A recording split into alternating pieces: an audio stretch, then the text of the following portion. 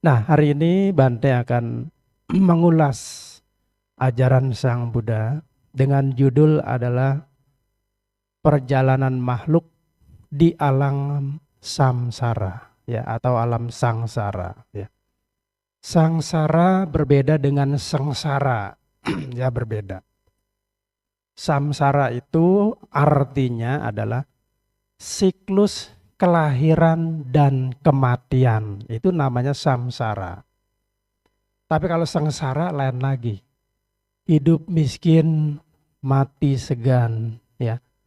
Anak banyak, utang selilit pinggang, rumah ngontrak mulu, itu sengsara namanya, ya. Jadi beda dengan samsara, ya. Nah, di dalam agama-agama lain, alam itu ada dua, ya. Menurut agama lain, dia hanya mengenal surga dan neraka, ya. Jadi kalau orang itu meninggal ya bisa masuk surga atau bisa masuk neraka. Jadi cuma dua alam, ya, menurut agama lain. Tetapi di dalam Buddhisme kita bukan hanya mengenal surga dan neraka, tetapi ada banyak alam-alam kehidupan, ya. Ada banyak alam kehidupan yang jumlahnya bukan satu dua atau surga dan neraka saja, tetapi ada 31 alam kehidupan, luar biasa banyaknya, ya. Nah, jadi kita bisa melihat begitu banyak alam-alam di agama Buddha itu, ya, bukan hanya surga dan neraka. Kemudian dengan kemampuan mata Buddhanya, ya, dengan kemampuan batinnya, Buddha melihat. Jadi di dalam satu sistem tata dunia itu ada 31 alam kehidupan. Ya. Sekali lagi, satu sistem tata dunia itu ada 31 alam kehidupan. Itu baru satu sistem tata dunia dilihat dengan kemampuan batinnya melalui meditasi. Bayangkan, sedangkan di alam jagat raya ini bukan hanya satu sistem, tetapi ada ratusan ribu sistem tata dunia. Artinya sudah tidak terbayangkan begitu banyaknya alam-alam kehidupan, ya. Dan menurut ajaran Sang Buddha, Buddha pun pernah mengecek, ya, dengan mata Buddhanya. Buddha pernah lahir di 31 sistem tata dunia. Jadi bukannya 31 alam lagi nih, tapi 31 sistem tata dunia. Pernah lahir mati, lahir mati, lahir mati. Tetapi dengan kemampuan mata Buddhanya, Buddha melihat ternyata di 31 sistem tata dunia masih ada tata dunia lainnya yang jumlahnya ratusan ribu. Jadi sangat banyak sekali. Kita nggak bisa membayangkan itu begitu banyak sekali. Makanya saking banyak-banyaknya ini ternyata terbukti berdasarkan ilmu pengetahuan. Yang mana sekarang-sekarang ini ilmu pengetahuan ini sangat-sangat canggih. Orangnya pada pinter-pinter semua. Dibanding dengan yang zaman dulu. Sekarang lebih pinter, alat-alat juga sudah canggih. Dan mereka menemukan begitu banyak planet. Ya. Dulu ketika kita masih kecil, ya mungkin ibu bapak masih kecil ingat ya. Dulu kan masih pada ngempeng dulu Pak ya, sekarang udah dibuang ya, malu ya. Waktu masih kecil kita diajarin apa? Matahari ada satu, bulan ada satu, ya kan? Kemudian planet diajarin ada 9, masih ingat? Lupa Bante, cuman ingat 6 ya, pelit amat ingatnya ya. Yaitu Merkurius, Venus, Bumi, Mars, Jupiter, Saturnus, Uranus, Neptunus, yang ke-9 apa? Pluto. Saya cuma ngetes doang, nih apal juga ya. Jadi cuma 9. Ternyata ilmu pengetahuan sekarang begitu canggih, begitu maju, sudah menemukan planet-planet lain lagi. Jadi ternyata berdasarkan olah TKP di lapangan, survei membuktikan planet kita jumlahnya ternyata sangat banyak sekali. Matahari tadinya diajarin 1, 2, sekarang banyak. Ya, matahari itu banyak. Ini ilmu pengetahuan yang melihat berdasarkan riset. Ya. Jadi semakin ilmu pengetahuan itu semakin maju, dia akan semakin dekat dengan ajaran Sang Buddha. Maka disinilah pada kesempatan hari ini saya akan mengupas tuntas tentang perjalanan makhluk di alam sangsara ini. Sebenarnya uraian saya ini mengetuk hati ibu bapak semua supaya bisa berjuang, ya. Jangan sampai kita lahir mati, ya. Jangan sampai begitu. Coba kita berjuang meningkatkan kualitas batin kita supaya kita lebih maju, supaya lebih bagus lagi dibanding kelahiran-kelahiran yang dulu. Kalau bisa, kita bisa memutus tali siklus kelahiran kita. Paling tidak kita bisa mencapai sotapanna, paling sedikit. Ya karena kalau enggak kita lahir mati, apa enggak bosan? Ya. Nah, sedangkan ya bukan hanya Buddha ya. Kita ini semuanya pernah lahir mati ya, dalam mungkin lebih dari miliaran kali kita lahir mati. Dan kematian yang awal kita tidak bisa ketahui. Awalnya ini siapa nih, kita bisa lahirnya sebagai apa? Kita nggak bisa ketahui. Kenapa? Karena saking lama-lamanya sekali. Maka kita nggak ingat. Ya, nggak usah kehidupan yang lalu ya. Kemarin aja kita ditanya sama teman kita, kemarin kamu ngapain? Bangun pagi ngapain? Mandi, sikat gigi, sarapan. Sama siapa? Pergi kemana, jam berapa, pulangnya apa, kita itu udah lupa. Itu yang kemarin ya. Apalagi di kehidupan yang lalu, otomatis kita lupa berat. Ya. Jadi makanya nggak bisa diketahui saking lama-lamanya. Nah jadi sekali lagi, sesungguhnya Buddha pun pernah lahir mati lagi. Di 31 alam kehidupan, kecuali alam Sudawasa. Alam Sudawasa itu ada 5, ada di tingkat jana keempat kalau kita baca di peta kehidupan ya. Nah itu dia khusus bagi anagami. Anagami itu tingkat kesucian yang ketiga. Ya, jadi kita itu pernah lahir di 31 alam kehidupan kecuali alam Sudawasa. Ya karena kalau udah lahir di sini kita sudah nggak lahir di tempat lain. Kita nanti akan mencapai nibbana. Nah, untuk mengetahui 31 alam kehidupan ini, saya ingin menjelaskan kepada ibu-ibu, kepada bapak-bapak yang ada di sini, supaya gampang diingat, mudah diingat. Saya bagi menjadi 3 bagian saja ya. Ini untuk mempermudah daya ingatnya ya. Karena saya lihat banyak yang laule semua di sini ya. Sudah bukan Sweet 17 lagi ya, jadi maka saya uraikan yang mudah saja ya. Karena kalau saya uraikan urutan ya, mulai dari kelahiran 1 sampai ke 31 alam kehidupan, nanti yang kedengarnya saya khawatir bisa pada puyeng. Bukannya ngerti, setelah dengerin khotbah malah beli obat Paramek. Ya. Kenapa puyeng nih? Karena harus belajar ini. Kecuali saya mengadakan kursus baru saya jelasin satu ya. Kalau di sini waktunya juga nggak ada, puyeng bisa ya. Makanya supaya nggak puyeng, maka saya bagi menjadi 3 untuk memudahkan saja ya. Oke ya. Baik, jangan kemana-mana dulu, ikuti yang satu ini ya. Oke ya, kita next ya. Begini, dalam agama Buddha kita mengenal 31 alam kehidupan. Untuk memudahkan 31 ini saya bagi menjadi 3. Yang pertama adalah alam rendah. Ya. Yang kedua alam manusia. Yang ketiga alam surga. Jumlahnya ada 26. Mudah sekali ya. Alam rendah, manusia, surga. Ini sudah pasti ingat. Kemudian alam rendah dibagi menjadi 4, yaitu alam neraka, alam binatang, alam setan, kemudian alam raksasa asura, atau disebut juga alam jin. Ya, pernah lihat jin? Belum pernah, dan amit-amit jabang bayi Bante. Tepok perutnya dong.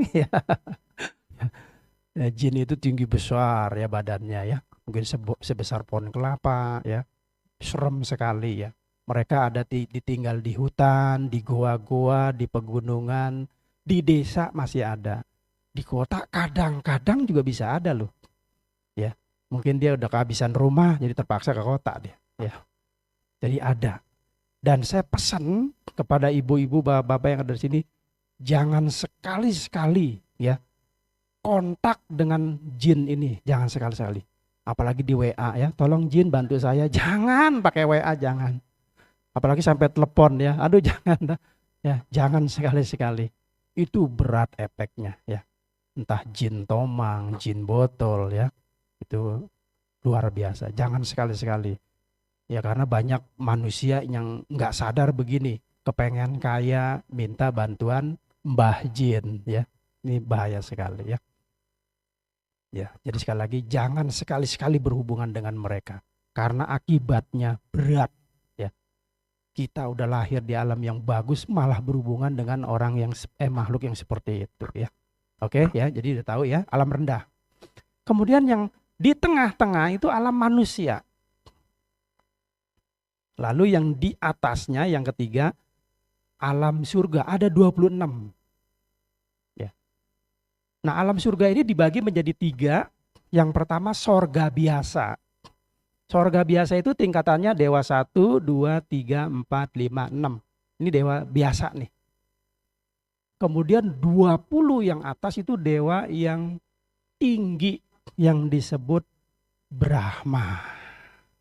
Oke ya. Nah, kalau dewa biasa ini bisa kita lihat. Khusus bagi anak-anak indigo, bukan idiot. Ya. Jadi masih bisa dilihat, masih bisa diajak communication every day ya, setiap hari bisa ya. Asal kita mau. Dan bentuknya bisa kita lihat. Yang mana kepalanya ada mahkotanya, badannya sangat halus, tubuhnya bersinar terang. Ya karena Bante ketika meditasi di Malaysia pernah menemukan makhluk-makhluk seperti ini. Ketika saya meditasi itu terang sekali. Begitu saya melek nggak tahu kunang-kunang. Ya ampun. Enggak aja. Main di mana kayak sekunang-kunang. Ini di tempat Bantenya bikin semangat aja. Jadi itu kunang-kunang ya. Jadi dia bisa kita lihat. Jadi wajahnya halus sekali, bersinar, suaranya lembut sekali. Ya, saya jamin andai kata kita berhadapan dengan dewa kita nggak bakal takut, kecuali sama jin ya. Nah, kita bisa ngumpet dah ya. Sama mereka suaranya lembut, halus ya. Kenapa? Karena kebajikannya luar biasa.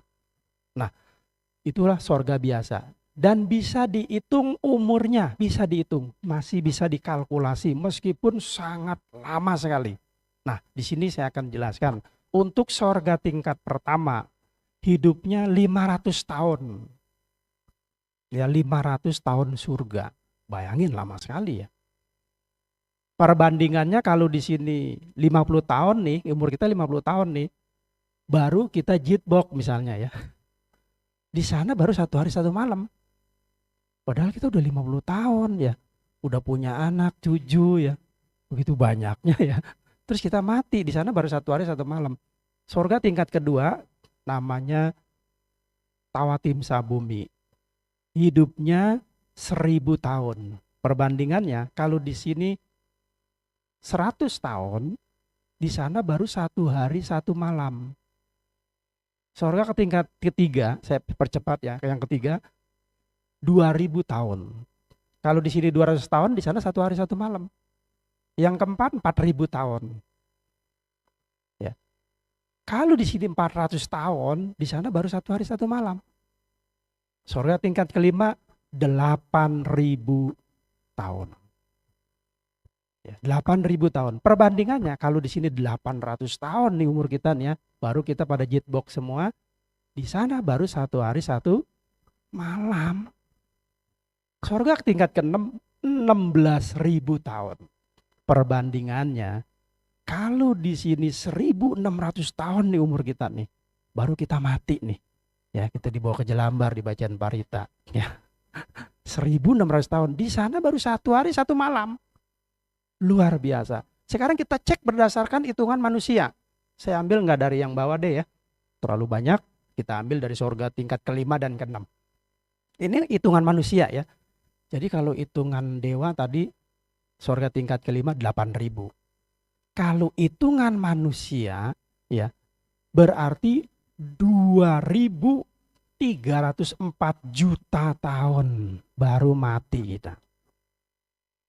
Surga tingkat ke-6 hidupnya 16.000 tahun. Kalau dihitung manusia, alam manusia berarti 9.216 juta tahun. 9.216 juta tahun ini ukuran manusia nih, hitungan manusia. Hidup begitu lama apa nggak ngap kita coba. 9.000 ya. Kita hidup 100 tahun aja kepengen cepet-cepet dibawa ke Jelambar. Lah ini 9.216 juta tahun coba. Waduh capeknya luar biasa ya. Udah bosan hidup istilahnya. Tapi jangan takut, di sana masih banyak kehidupan yang indah-indah yang tidak bisa diketemukan di dunia. Ya. Nah, jadi pertanyaannya kenapa? Ya. Kenapa ada orang lahirnya di alam rendah? Karena perbuatan-perbuatan buruk, perbuatan-perbuatan jahat yang dilakukan di kehidupan yang lampau. Ya, makanya lahirnya di alam neraka, di alam binatang, alam setan, alam jin, ya. Kenapa ada orang lahirnya di alam manusia? Karena banyak sekali perbuatan-perbuatan baik yang kita lakukan. Makanya kita ini sekarang lahir di alam manusia ini sekarang, ya. Saya lihat tampangnya udah kayak bos semua ya. Hidupnya bahagia, homya ya. Hokinya juga hokilai, enggak hoki-hokian ya. Nah ini kita udah kamsiatikong ya, lahir di alam manusia. Karena kebajikan kita banyak. Kenapa ada orang lahir di alam dewa yang lebih tinggi lagi? Ya, di alam dewa ya, di alam dewa. Dewa biasa lah ya, 1, 2, 3, 4, 5, 6. Karena dia kebajikannya lebih banyak lagi. Makanya lahirnya di alam dewa. Kemudian pertanyaannya kenapa ada orang lahirnya di alam dewa tingkat tinggi namanya Brahma. Kalau ini nggak bisa dihitung dengan hitungan matematika, nggak bisa. Umurnya panjang sekali. Karena dia itu hidupnya berkalpa-kalpa.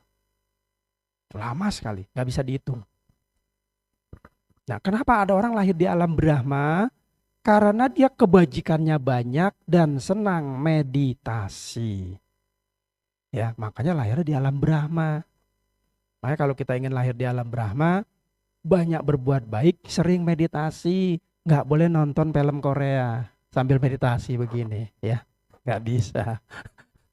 Oke. Ayo tuh. Nah, Ibu Bapak Saudara yang berbahagia. Jadi kita itu sesungguhnya pernah lahir mati bermiliar-miliar kali. Ya. Dan sesungguhnya kita itu pernah masuk ke alam neraka. Pernah kita di alam neraka. Makanya jangan kaget kita sering melihat orang lagi dibakarin sate. Ya. Kita sering melihat api. Ya jangan kaget. Karena kita pernah dulu lahir di alam neraka. Cuma kita nggak ingat aja ya. Kita juga pernah dilahir di alam binatang, pernah. Maka jangan kaget, kadang-kadang ada ibu-ibu bawa anjing, digendong-gendong ya. Kita senang melihat binatang ya. Kita senang melihat binatang-binatang flora dan fauna karena kita pernah lahir di alam binatang. Bahkan anak kita pernah naik-naik ke pohon segala macam ya. Mungkin dulunya mereka jadi kera dulunya ya. Makanya senang naik-naik pohon. Ya. Kita pernah lahir di alam setan. Pernah. Makanya kadang-kadang kalau ada makanan enak kita kepengen makan terus gitu. Nggak mau berhenti ya. Karena kan lahir di alam setan. Jadi dia lapar terus. Kita juga pernah lahir di alam jin ya. Pernah ya. Pernah juga lahir di alam manusia, pernah lahir di alam dewa, pernah lahir di alam Brahma. Kita pernah. Cuma kita nggak pernah ingat. Kecuali kita memiliki kemampuan batin melalui meditasi. Dia harus mencapai jana. Ya. Paling tidak jana keempat baru kita masuk ke abinya itu melihat kelahiran kita baru bisa. Pernah semua ini kita coba. Nah, dari kelahiran-kelahiran siklus kelahiran kematian ini sebenarnya ini membawa penderitaan bagi kita.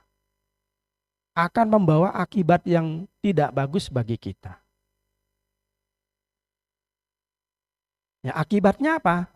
Nih, akibat dari kelahiran mati lahir ya. Akibatnya apa? Kita ambil contoh begini saja. Kita itu pernah lahir di alam dewa. Ini saya kasih yang enak dulu ya. Setelah itu nanti dijorokin kan gitu ya. Kita pernah lahir di alam dewa. Semua ini pernah sudah, cuman kita lupa. Ketika kita lahir di alam dewa, ada akibatnya. Akibatnya apa? Kalau kita lahir di alam dewa, di sana banyak kesenangan-kesenangan lebih hebat daripada manusia. Contohnya, ketika kita punya mata, ya, dewa itu selalu melihat yang indah-indah, yang bagus-bagus, yang menyenangkan melalui mata ini. Dan ini dilihat setiap saat, bukan setiap tahun, tapi setiap saat. Ini ngelihatnya yang bagus-bagus, yang indah-indah. Jadi kita setiap hari melihat pemandangan yang super luar biasa. Yang tidak bisa ditemukan di dunia ini. Melalui mata. Kemudian melalui telinga. Kalau kita lahir di alam surga, kita dapat mendengar suara yang merdu-merdu. Yang enak-enak. Yang membuat kuping kita itu terlena. Setiap saat. Kemudian melalui mulut kita bisa makan ya, makanan yang enak-enak. Di sana tidak ada makanan yang enak-enak, semua enak semua. Kalau di sini kalau makanan yang enak bikin lidah bergoyang. Kalau di sana bergoyang semua kita. Karena semuanya enak, nggak ada yang enggak. Ya. Sangat luar biasa. Kemudian melalui tubuh ya, melalui hidung ya. Melalui hidung kita selalu mencium aroma yang wangi-wangi, yang sedap-sedap. Itu di alam surga itu. Setiap saat bayangin. Melalui tubuh kita dapat menyentuh sentuhan yang lembut-lembut sampai yang halus-halus semua ada. Jadi bermiliar-miliar kehidupan selama dia belum meninggal dunia. Hidupnya selalu senang-senang terus, happy terus. Di sana tidak ada penderitaan. Yang ada hanya kebahagiaan terus menerus, nggak ada habis-habisnya. Kecuali kalau dia sudah meninggal. Karena dia tiap hari melihat yang indah-indah, yang nyaman-nyaman, maka dewa itu lupa berbuat baik.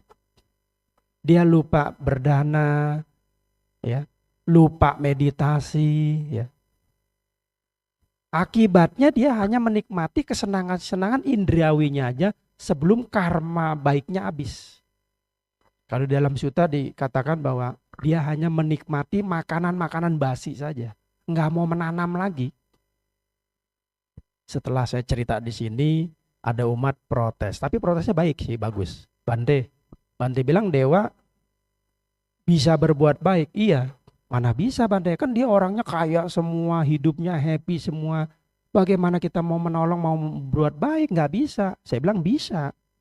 Saya ambil sutanya di dalam Dhammapada Atthakatha. Ketika Sang Buddha mencapai perangan sempurna, ada biku yang sudah mencapai arahat. Dia pindah patah. Dewa itu turun dari surganya berdana. kepada biku yang mencapai arahat dengan menyaru sebagai nenek-nenek sama kakek-kakek. Artinya dewa itu bisa berbuat baik. Baru dia sadar. Saya ambil sutanya nih dalam Manggala Sutta. Ketika Sang Buddha mencapai penanganan sempurna, ada sesosok dewa bertanya kepada Sang Buddha tentang apakah berkah utama ini. Sang Buddha menerangkan dhamma ini. Bergaul dengan orang yang bijaksana, tidak bergaul dengan orang yang bodoh. Hidup sesuai dengan dhamma, mendengarkan dhamma pada saat yang sesuai berkah utama. Dewa itu ngedengerin, ini juga berbuat baik. Sama seperti ibu ketika mendengarkan dhamma, ini berbuat baik. Jadi intinya, walaupun dia bahagia, dia bisa berbuat baik. Pertanyaannya, dewa mau nggak berbuat baik? Bukan masalah bisa apa enggak, bisa. Cuman dia mau nggak berbuat baiknya. Orang tiap hari makan enak, poya-poya, senang-senang, suruh berbuat baik, kagak bakal mau. Sama seperti kita. Andai kata, ini berandai-andai ya. Kita di sini semuanya konglomerat. Tidak ada yang melarat misalnya ya. Teman kita jumlahnya 1000. Mobilnya semua Mercedes-Benz, Mercy. Mobilnya berkaca-kaca. Rumahnya istana semua. Rumahnya luasnya 1 hektar 1 hektar. Ada kolam renang, kolam ikan. Bagus semua. Tiap hari kita mengadakan pesta. Namanya orang konglomerat. Tiap hari ngadain pesta. Duitnya nggak ada serinya orang kaya mah. Ya. Kecuali orang miskin masih ngitung dulu nih ya. Tapi kalau konglomerat itu duitnya banyak. Ya, andai kata tiap hari makan enak, apalagi dapat door prize ya, hadiahnya motor, mobil, rumah, emas ya. Tiap hari. Lalu dicolek sama teman kita, Bu. Kita ke wihara juga mau nggak, Bu? Kagak bakalan mau. Orang saya tiap hari ngadain pesta, hadiahnya emas, permata. Di wihara apa hadiahnya? Bisa dapat air ujara kamsa tikong ya. Pemikiran kita pasti akan begitu mungkin ya. Jadi kalau kita kaya berat, ini kita nggak bakal mau datang ke sini kemungkinan besar karena kita mau pesta melulu kita maunya. Ya ada di beberapa tempat tuh begitu. Ketika saya datang umatnya sepi ya. Saya tanya, kenapa kok sepi? Kan bantainya mau datang. Iya, karena ada kondangan. Kalah sama kondangan. Apalagi konglomerat. Wah, sudah nggak ada apa-apanya, hadiahnya begitu mewah. Ya, sama dewa juga begitu, Bu. Jadi kalau dia hidupnya bahagia terus-menerus, disuruh berbuat baik, sorry lah ya, dia nggak bakal mau. Dia lupa. Ya.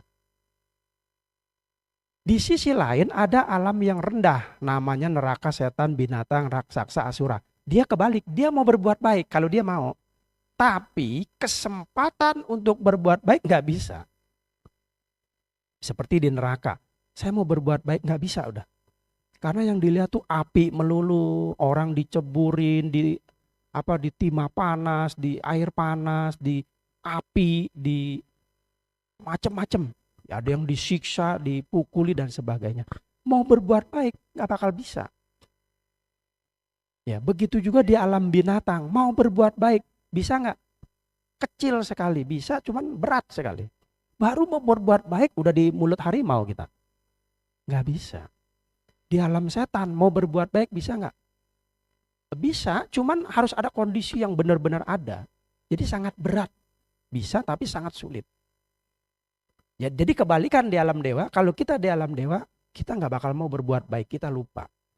Kalau kita lahir di alam rendah, kita mau berbuat baik, kebalikan nih. Tapi nggak ada kesempatan. Oke? Nah inilah bahayanya, akibatnya kita terlena di situ. Nah kenapa di dalam sutta dikatakan bahwa Buddha itu memuji alam manusia. Ya, menghargai alam manusia. Sesungguhnya daripada alam dewa maupun alam yang rendah, kita ini disebut alam yang istimewa. Kenapa kelahiran sebagai manusia disebut sebagai alam yang istimewa? Karena di alam manusia berdasarkan bukti, fakta, dan kenyataan, ya ini fakta ya, Buddha kalau mau hadir ke dunia, harus di alam manusia. Nggak bisa Buddha itu di alam dewa, di alam Brahma, nggak bisa. Dia harus turun ke alam manusia kalau mau jadi Buddha. Kemudian kalau mau jadi Paceka Buddha, dia harus turun ke alam manusia. Nggak ada Paceka Buddha itu di alam dewa, nggak ada. Harus di alam manusia. Ini bukti fakta kenyataan. Artinya alam kita ini alam yang istimewa, benar-benar bagus sekali. Kemudian di sutta-sutta lain saya baca, setiap orang yang mau mencapai tingkat kesucian, yang pertama Sotapanna, Sakadagami, Anagami, dan Arahat, mereka harus turun ke alam manusia untuk menyempurnakan parami-pariminya lebih banyak di alam manusia. Meskipun di alam lain bisa juga, cuman lebih berat. Ya, lebih berat meskipun bisa. Tapi di alam manusia lebih gampang, lebih mudah, lebih banyak di alam manusia. Kemudian kenapa alam manusia itu juga dihargai oleh dewa? Dewa itu menghargai alam manusia. Kenapa? Karena satu, Buddha pernah hadir di dunia ini. Yang kedua, ada ajaran Buddha sampai sekarang masih eksis. Masih ada, masih bisa dipraktekkan. Yang ketiga, kita bisa merealisasi nibbana dalam kehidupan sekarang juga, walaupun singkat. Dan yang keempat, ada yang mengajar. Yang kelima, kita bisa melihat anicca, dukkha, anatta kalau di alam manusia. Betul nggak? Ya, meskipun nggak ada yang jawab, nggak apa-apa. Ya. Nggak apa-apa ya. Bante sudah paham ya. Jadi dia nggak bisa ngelihat dukkha, anicca, anatta kalau di alam dewa. Kalau di alam manusia kita bisa. Nggak percaya? Oke, kita buktikan. Ketika kita lahir, itu pasti jadi anak orok. Setelah 5 tahun, jadi anak-anak. Ya. Kemudian 10 tahun kemudian, jadi remaja ditambah 2 tahun, jadi usianya sweet 17. Ya. Udah remaja. Kemarin jadi anak orok, sekarang udah remaja, anakmu gede amat. Ya, kamu dikasih makan apa tuh? Popan. Ya, mungkin bisa juga ya. Sekarang anakku udah gede, udah 17. 20 tahun kemudian dia sudah married. Ya. Cepat sekali perkembangannya. Anicca kan, dari anak orok, anak-anak, remaja, udah dewasa, cepat sekali. Kalau di alam dewa, dia nggak percaya anicca. Kenapa? Saya umurnya udah 100 juta tahun masih cantik aja, masih ganteng aja. Bohong, itu nggak ada anicca, dia nggak percaya. Karena nggak bisa ngelihat dia. Kalau kita segitu cepatnya, lahir langsung anak-anak, remaja, udah gede sekarang udah punya anak. Enggak lama lagi udah tua. Giginya udah tinggal 2. Kan gitu. Cepat sekali perkembangan manusia ini. Ya. Tapi kalau di alam surga kita nggak bisa. Bayangin umurnya 9.216 juta tahun. Andai kata umur dia 100 juta, 200 juta, masih tetap awet muda. Makanya dia nggak percaya anicca, dukkha, anatta tuh nggak ada bagi dia. Nah, kita inilah yang disebut alam istimewa.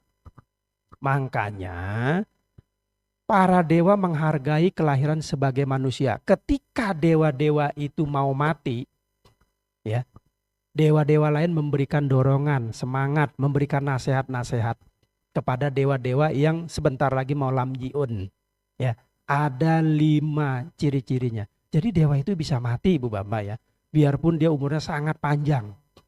Ada 5 ciri-cirinya kalau dewa itu bakal mau mati. Temannya tahu nih. Ya, temannya tahu. Ciri-cirinya apa? Yang pertama, bunganya layu. Jadi dewa itu sepanjang hidupnya kalau dia belum meninggal, bunga itu seger buger. Ya. Seperti tumbuh di pohon itu. Ya. Jadi bunganya itu kalau mau mati dia layu.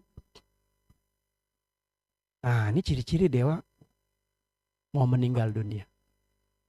Yang kedua, pakaiannya kotor. Ya dewa itu kalau dia mau berpakaian itu pakaiannya selalu bersih terus menerus meskipun nggak dicuci-cuci dengan attack dengan rimso itu bersih terus pakaiannya. Tapi kalau dia sebentar lagi mau lamjiun, udah pakaiannya sudah mulai kotor tuh. Dia udah tahu nih. Sebentar lagi siap-siap manggil Bante di Bajan Parita. Dia tahu nih teman-temannya nih. Yang ketiga, akan keluar keringat dari kedua keteknya. Jadi dewa itu sama kayak kita masih punya ketek, ya. Dan masih keluar keringat terutama pada saat mau meninggal dunia. Ya. Jadi kalau dia mau meninggal dunia keluar keringat dari keteknya itu. Kalau kita Bante, aduh jangan ditanya dah. Aromanya sudah enggak karu-karuan. Dan tiap hari kalau kita mah udah nggak usah ditanya ya. Itu kita ya. Kemudian yang keempat, sinar kedewaannya itu, cahaya sinar dewanya itu redup. Tadinya 100 watt, tiba-tiba sekarang udah 5 watt. Redup sekali. Nah ini sebentar lagi dia mau mati nih. Yang kelima, tidak berbahagia di tatah surganya itu. Di singgasana surganya itu dia udah gak bahagia. Nah inilah ciri-ciri dewa mau mati. Makanya teman-temannya selalu memberikan dorongan, memberikan semangat. Ada 3 ungkapan dewa yang perlu kita perhatikan baik-baik ya. Nanti ulangan ya. Oke ya. Yang pertama kalau dewa itu udah mau meninggal, temannya memberikan semangat, dorongan, nasihat-nasihat yang baik. Dan nasihat ini ada pada kita. Oke, perhatikan ya. Yang pertama, ketika dewa itu mau meninggal, temannya bilang, pergilah ke alam manusia. Ya. Yang kedua, kembalikanlah sadar. Oke, yang ketiga, setelah sada itu kembali, perkokohlah, ya, dikokohkan sada itu, dikuatkan. Itulah 3 nasihat. 3 nasihat ini sebenarnya udah kita genggam. Sudah, nggak percaya kita buktikan ya, oke ya. Pergilah ke alam manusia, artinya ambillah kelahiran di alam manusia. Kenapa di alam manusia? Karena alam manusia alam yang istimewa, bisa memupuk parami, bisa merealisasi nibbana. Itulah alam manusia. Nah sekarang kita sudah dilahir di alam manusia. Oke ya, berarti sudah dapat nih yang pertama. Yang kedua, kembalikanlah sada. Kita sudah punya sada, bukan dikembalikan lagi, kita sudah punya sada. Kenapa dewa itu menyuruh kembalikanlah sada? Kenapa? Karena ketika dia punya sada di alamnya, dia lupa nggak berbuat baik. Nah sekarang kamu ambil lahir di alam manusia, sekarang ambil sadahnya. Sada itu keyakinan kepada Buddha, Dhamma, Sangha, karma beserta buahnya. Itu yang lengkap ya. Jadi keyakinan kita sebenarnya keyakinan kepada Buddha, Dhamma, Sangha, karma dan buahnya. Itu keyakinan kita, itu yang lengkap. Ya. Nah sekarang kita sudah punya sada semua. Oke. Nah baru yang ketiga, pertanyaannya kalau kita udah punya sada kita kokoh enggak? Kuat enggak? Itu pertanyaannya. Kalau kita belum kokoh, kita harus perkuat. Berdasarkan sutta yang saya baca, sada kita ini bisa hilang loh. Biarpun kita tiap hari ke wihara, ya. Kalau belum mencapai sotapana, itu sada kita bisa hilang. Enggak percaya kita buktikan. Misalnya gini. Ini cerita orang lain. Ada orang yang sering ke wihara, tetapi akhirnya dia belum dapat jodoh. Lalu dapatlah pasangan yang lain. Ya udah, kalau kamu mau sama saya, kamu harus pindah dengan keyakinan saya. Dia jawabnya apa? Demi disaksikan bumi dan langit, aku rela, aku cinta padamu. Dia jawabnya seperti itu. Jangankan pindah agama, mati pun aku rela. Udah kalah tuh dia, ya. Bisa pindah loh. Karena apa? Apalagi wanitanya cantik, hidungnya mancung, bulu matanya lentik, ya. Orangnya pinter, cerdas, punya usaha, mobilnya mengkilap, ya. Wah, boleh juga nih. Tak ada rotan akar pun jadi. Akhirnya pindah dia. Tuh ya bisa tuh kalau kita keyakinannya masih goyah, nggak kokoh. Kedua, ada yang diiming-imingi sorga. Ya, agama Buddha nggak diiming-imingi sorga. Oh, kalau saya mah dijamin. Begitu kamu masuk langsung udah dijamin tuh, tekan kontrak langsung masuk ke surga. Akhirnya kita kalah, bisa kalah. Padahal dia sendiri yang naikkan kontrak itu belum tentu masuk surga. Ya, kita kalah lagi. Ada yang diiming-imingi makanan. Pokoknya kalau datang ke sini makanan tersedia. Mau getuk lindri, getuk-getukan semua ada. Makan apa semua ada. Ya, kalau di tempat kamu mana air melulu. Kenyang enggak, kembung iya. Udah kesini aja, kalah lagi kita diimingin makanan aja tuh ya. Itu kalah. Makanya di dalam Sutta dikatakan bagaimana supaya keyakinan kita itu nggak bisa goyah, nggak bisa hilang. Paling sedikit kita mencapai sotapanna. Dijamin nggak bakal hilang. Dijamin. Karena ada cerita ya, sebenarnya ada ceritanya. Ya kurang lebih singkatnya kalau utuhnya nggak keburu nih bantainya. Nggak ngisi pulsa nanti siang. Ya.